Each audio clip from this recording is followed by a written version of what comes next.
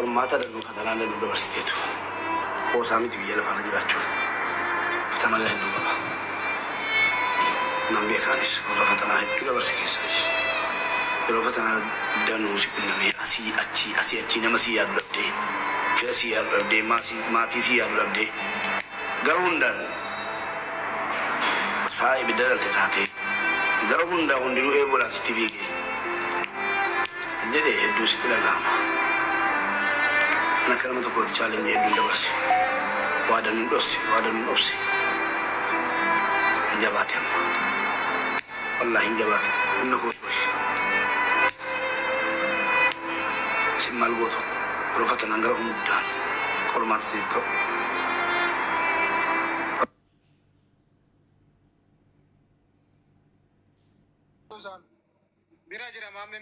السلام عليكم ورحمة الله وبركاته يا شمارك كيف وانا سلمت أمة مالتا مبارك ما فجي سجد مالت تأيي لان أفجي سجد مال ما وري برجرو كنا قربان كنا تجرا سقالي ساني تكو جلا كنسه غافت تجراني ما في ملوني ما يركون سايونا مسترور سيو يعني حال دكو بشاتي نسمع لك إنه ما بيسرجراته irra hedduu warri miidiyaa kana irra nama beekamtii qabanii namni hiriyootas jiranii jechuudha wal qarqaaru sirni dandahanii akkamittiin ufajjeessuudhaaf namni hangana ga'u namni waa irraa baratan abbaan maatii yaani akka hawaasaatti illee namni nama fayyadu jechuudha maarikiin kana wallahi namni itti wanna jedhu malee wallahi hedduu takka nama fayyade ana gama kiyya jechuun namni inni lubbuu wal takka lama miti namnis faayidaa ofiitiif akkas godhataa faayidaa ofiitiif nama wanna jedhani malee wallahi lubbuu nama hedduutis baas yoo achi keessallee ka faayidaa argatu taate akka gama kiyyaatti wallahi yoo ka faayidaa illee argatu taate ka faayidaa sanii olii nama hedduu rakkataa hedduu dhibamaa hedduu nama lubbuun bahuu geette hedduu sababa isaatitti rabbiin lubbuu isaanii oolchee jechuudha lubbuu nama baay'eedha oolchee maaltu galee jennaan adra lubbuu fi ajjeesuudhaaf viidiyoo waraabee maxxansee akkasuma laayivii irratti jettee amma ijoolleen angizeen laayivii jiru sanii argine yoo aan ufajjeese akka ijoollee itti bilbilanii gaafatanii oguu jiran yoo awwaan takka ta'e nama takka akkan gaafanne lubbuutii yaafi namni takka nan goone jedhanii maaf ufajjeessuudhaan murteesse maaltu maal ta'e akkamitti namni lubbuu fi namni rakkinni hanga fedhees yoo ta'e keessa dabarsachuu danda'a jechuudha akkamitti lubbuu fi ufajjeessuudhaaf ofirratti murteessa maaf hawaasa kanatti ni mannee hanga fedhe ta'e tokkos yoo nama jibbe dhuga namni nama jibba ilmi namaa nama jibba immoo nama kuma keessa namni 500 yookaan immoo namni 200 nama ni jaalata jechuudha hundi namni kumni sun guutuun nama jibbu kumnis nama jaalatu akkasii dhuga itti dhaga'ama sababa obboleeyyuu isaatittis isa arrabsama sababa waa hundaatittis ni arrabsama jecha obboleeyyuu isaa subhanallah rabbiin kun akka uuma ka waa hundattu dura gizee duranaa isatu ajandaa adda addaa waa'ee qaama dubartii kana maali viidiyoo dubartii bahee maali jedhee yaani wannaadha jedhanii irraa wanna jedhanii ammas maammeenii fi kuunis itti as dabalame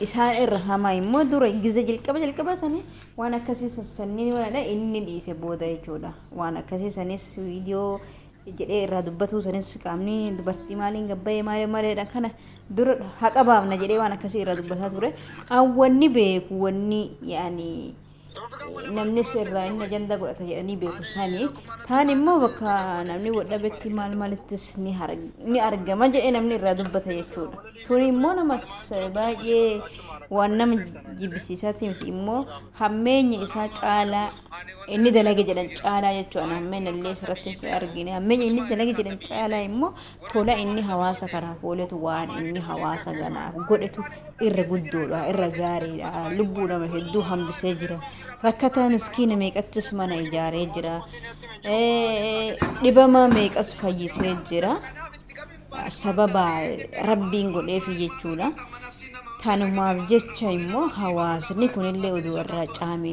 maaliif namni kun sukkaara qaba nama sukkaara qabu an warra bira ka hojjedhu kan irrattis beeka akkasumas abbaa kiyya irrattis ni beeka sukkaara qabanii hedduu takka nijee sukkaari sun itti ta'eefa dhaabbachuus hin dandahanii wannichuus hin danda'anii jechuudha namni sukkaara qabu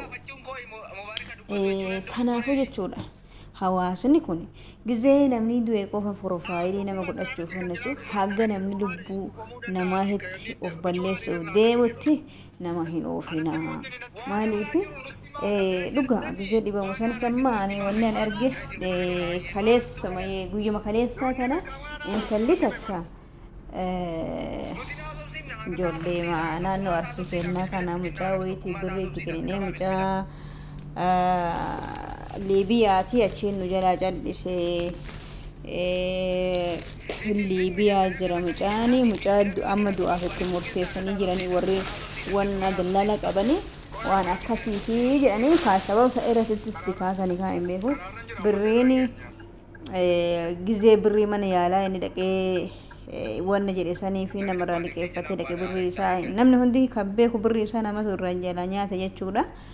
sababa isa irratti birriidhaaf namni qabee jennaan birri san akka waan garas ofirraa dabarseeti keessa birri 200 waan akkasii wayii jedhaniin dhaga'ee waan akkasii kun itti ol ga'ee obbolayyuunis asii arrabsitii namni kunis asii arrabsaa namni dhukkubnis irra jirus dhibeenis abdii nama murachiifti haalli hawaasaallee namni yoo wanna namatti jedhe abdii nama murachiisa wallahi namni kun tola namaaf ooleera rabbi birattis cubbuudha nama birattis cubbuudha nama kana irraa osoo gabaabbatanii irra bareedduudha maali yoo waallee irraa qabaatan soota jettanii hanga gaafa gizee lubbuu nama baatu irra osoo irra jettanii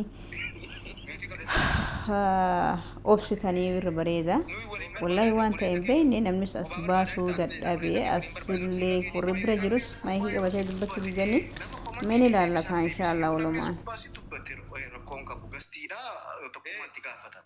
nutis barnu dhukkubsinaan barbaadaa jirra bara akkan obboleessa kee waan ta'e waan beeku fansii wajjin taa'ee barbaadaa jirra bara akkan dhiiga kee ta'e maal ta'e yoo akkan dhiiga kee ta'e waan beekee fansii wajjin ta'a oo akka maraatu saniif si galcha waan obboleessa kee saniif malee ani maqasti si wajjin namni ta'uu barbaadu hin jiru wala dhugaa siif nagaru dhiiga kee dhiiga malee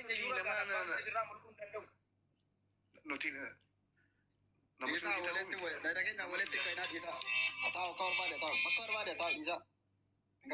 nuti kunii fi dhimma walee wal dhabuuf kun adda xiqqoo maaliif yuutuun waa ta'e dhugaa dubbachuuf namni jechuun imimmaan sobaa beeknu garuu ni imimmaan dhugaa ba'uu danda'a sinii galee nuti immoo imimmaan sobaa boonya'u dhugaa walitti himne diroon isin deebisa ishii diroon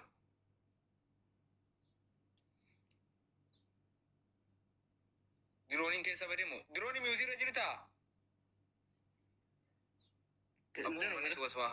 warri haaraa dhuftanii fi warri dhuftan walumaa galatti nagaadha miira keessaa ba'a nagaa nutti himtaa haali bira teesse kaameeraa banaa jennaan nagaadha jettee nutti himtaa bira teessanii maal biraan keenya tokko karaarran jira wallaahi kunoo wallaahi nammallee cingee ati dattee kaameeraa miut godhachuu hire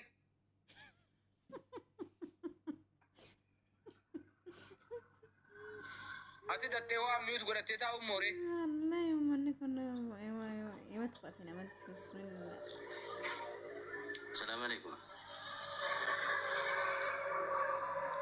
وعليكم السلام ورحمة الله ويلكم أليكس maaltu jiran ani maxxansa muniir tokkon argee dhufe whatsaappan eessatti feesbuukii moo anis laayibuma banee mubaariko farajjeessa jedhee mubaariko waatee na isa biraatiina godhan dhimma biraatiif anin seene maal akka ta'e ani immoo gaakunoo maayiriin ergine dhaqee bira ga'ee kee innis immoo nurkaa illim jedhe bakka nuteela inni jiru dhaqee kee maayirii qaamaan bira dhaqee viidiyoo xiqqoo tokko banee kee bakka nu keessummeessuun madilee maal akka dhalate nu hundi keenya iyyuu hin beeknu mubaarik rakkatee miidhamee ofan ajjeessa jedhee minaamin nuun jedhanii maayirii immoo eega kana ta'e waan mannee qaamaan ergine bira jira amma bira jira saatii kana nutti hin dubbatu viidiyoo baneen nu agarsiisee kee cufatee Inni sin dhukkubfate ta'e mana sana keessa xonqaayii wayii jira ta'e hin beeku. Kana nu mudate aareessoo ko. Nama wal lole moo azimadi namni lafaa ka'e fan ajjeesadha. Kana ka wanti giraa nu gabbee wooma tokko baruu dadhabne wooma tokko baran saapiraayiziin ta'e. Mubaarak du'ee ofan ajjeesa jiru mubaarak komentiin fayyaan akkanedhaan dhimma biraatii fan seene bar. Achuma hin booda ijoolleetti dawwale. Maa dhaqee garuu waan ta'e nutti himne bira jira bar. Amma sa'aatii kana qaamuma waan bira jira waan ta'e nutti himne. Isa sofitti dabalee kan taanedha. Maala intas gabbeessaadhaan bara itti dabalan tas gabbeessaadhaan. Intas gabbeessaa jira kanaa baruu wanti nuti giraa nu gabbee maal tas gabbaa baruu qabna kaa. Jechuun aaree yookiin nam tokko. Oke, siifan dhuftee jirti siifan urgachi. Siifan urgachi siifan dhuftee. Waan isa hundee. Namna jaallatee argatanii jirtan bilis dhiifamanuu godhaa hundi keessanuu namatu wal nu eenyu ta'e nutti dhimmaate. Amma kaalidoonis dhaqee miyuutii godhata kaalidoonis dhaqee naachi ga'e hin dubbatu. Videoon banatu miyuutiin urkaa godhata dhaqaa jirannis. Muytiin godhaan hundee jalaatti qabeensi agarsiisa maaliif namni ariiku nama meeqannatti dawwalaara wallaan akkatti karaa irra deemuu dhawwaara nama meeqanna gaafataara maaliif barbaachisa. Era siifan Muniir. Ila jarana. As jala jirti. Siifan gastii argadhu si harkisna. Ila Alex waan sitti beekta. Alex biraankiin akkaataa qaba. Mubaarakiin hin jaallu ta'uu danda'a.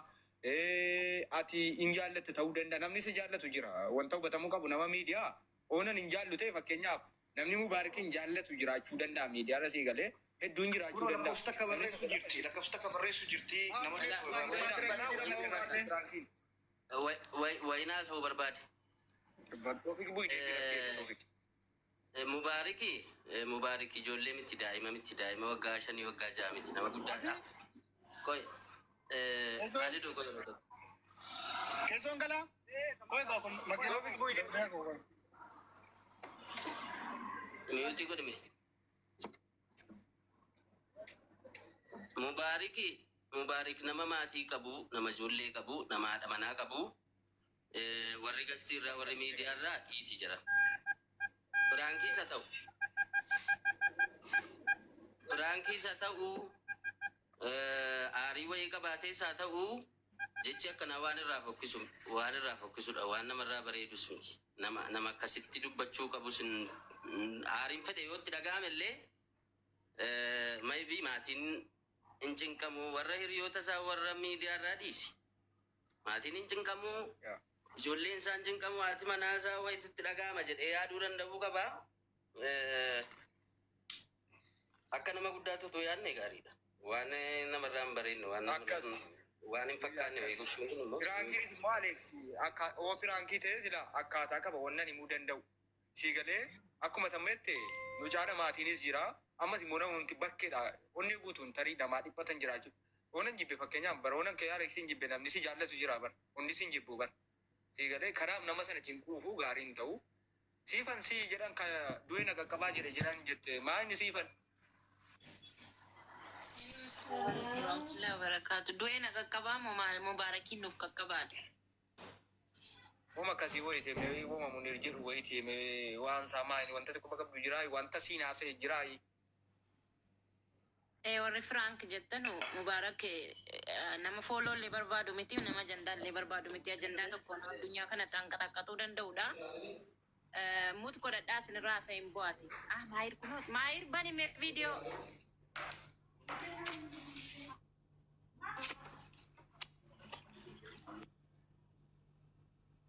Meerree mubeetti qabi.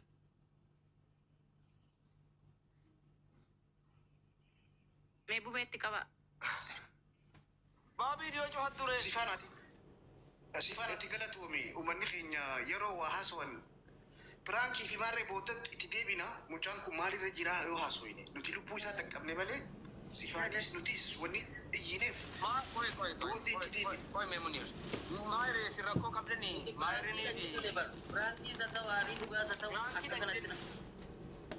Yaa ilaa wanna hubachuu qabdu siifanii Alexitti guutii kee namni piraankii ta'e fakkeenya. Simiti lakkin ijoollee komentii. Dhaggeeffadhaanis dhaga'e kana jedhee bar yoo piraankii ta'e namoonni isa jaallatan jiraachuu danda'u miidhamuu danda'u sii galee kanaaf yoo piraankii ta'e wanta akkanaan godhamu yoo dhugaa miidhame nutti maa sii galee akkasiin jedhaa jira malee nu rakkoon qabu.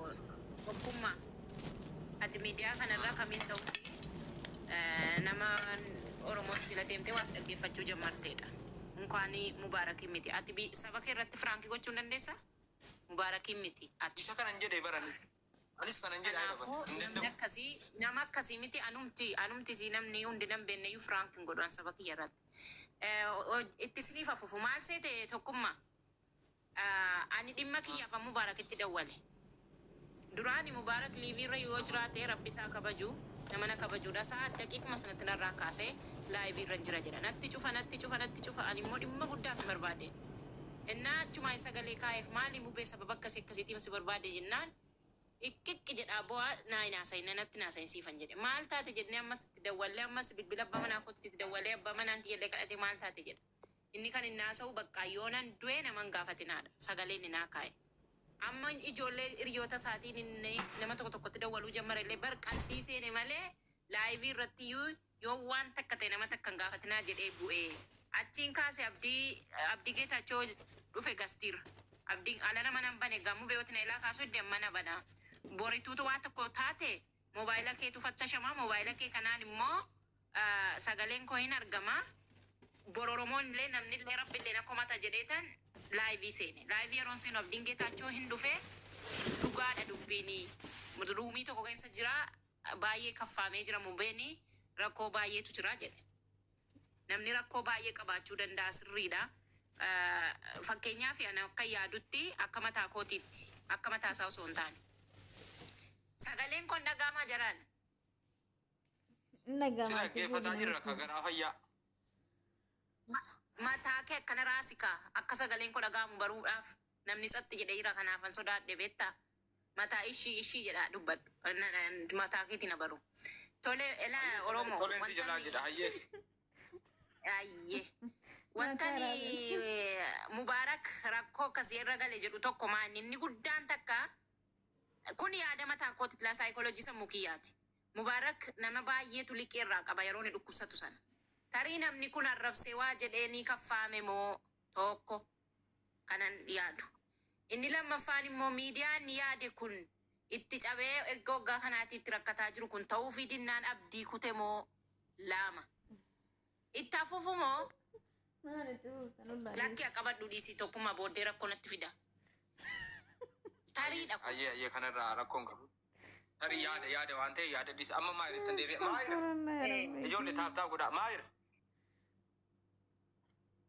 Maayira. Aboo yaakii ijoollee utuu namni immoo waa biraa dubbatee namatti guurtuu ajandaa naan hin jedhin aanaan.